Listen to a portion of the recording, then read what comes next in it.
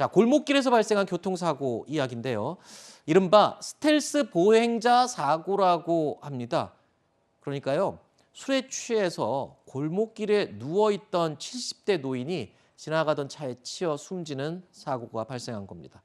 자, 당시 상황 영상으로 설명드리겠습니다. 이른 저녁 시간입니다. 서울의 주택가 골목을 달리던 흰색 SUV 승용차가 왼쪽 골목으로 좌회전을 합니다. 그런데 몇 분 뒤에 경찰차가 출동하고 구급대원들이 다급하게 현장으로 뛰어가는 모습입니다. 자, 아까 말씀드린 것처럼 술에 취해서 골목길에 누워 있었던 70대 노인이 조금 전에 지나갔던 그 흰색 SUV 차량에 치여서 숨지는 사고가 발생한 그 순간 모습이었습니다. 자, 차에 이 치인 노인, 구급대원이 도착했을 때 이미 심정지 상태였다고 하는데요. 당시 목격자들의 이야기도 들어보시죠. 막 소리가 나더라고요. 내다보니까 차 밑에 차가 깔렸더라고요. 경찰들 집어넣고 가고 여기 지부대들이 어제도 누가 신고했으면 그래 신고했어야지 안 걸려서. 자, 그런데 사고가 발생하기 전에도 이미 노인이 누워있던 그 골목으로요, 다른 차량들도 여러 대가 지나갔다고 합니다. 그러면 지나가면서 이 길거리에 누워있는 할아버지를 다른 운전자들이 좀 봤을 것도 같은데, 그러면 좀 신고라도 해주셨으면 얼마나 좋았을까 싶어요.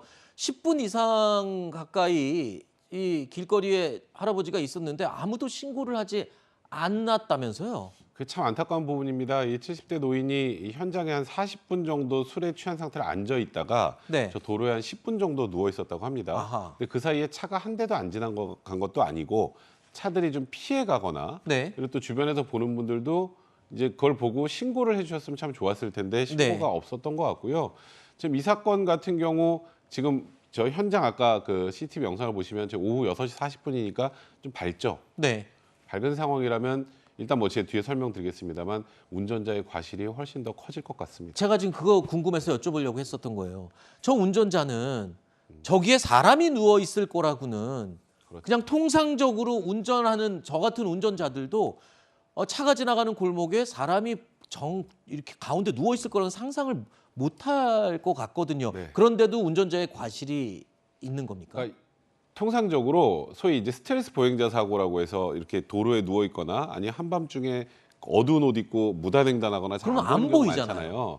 근데 이런 경우에도 대체로 운전자의 과실을 좀 더 높게 봅니다. 일단 아하. 그게 왜냐하면 차와 사람 간의 힘의 관계를 생각을 해보면 차 탄 쪽이 훨씬 안전하잖아요. 아니, 물론 그거는 정상적으로 네, 그렇죠. 걸어가고 네, 맞습니다. 운전하던 중이었죠. 네, 그래서 무단횡단을 하거나 하는 경우에도 사고가 났을 때 운전자 과실 훨씬 높게 봅니다. 아, 그래요?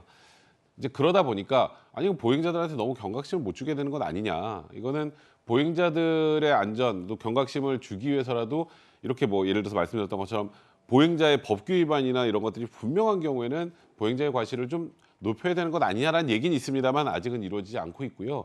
이번 사안 같은 경우 제가 말씀드렸던 것처럼 만약에 한밤중이고 도저히 이제 이 할아버지가 누워 있는 걸 목격하지 못할 정도의 상황이었다면 뭐 운전자의 과실이 없거나 아주 네. 낮아질 수 있습니다만 조금 전에 보셨던 알겠습니다. 것처럼 시간대가 환한 시간이라 네.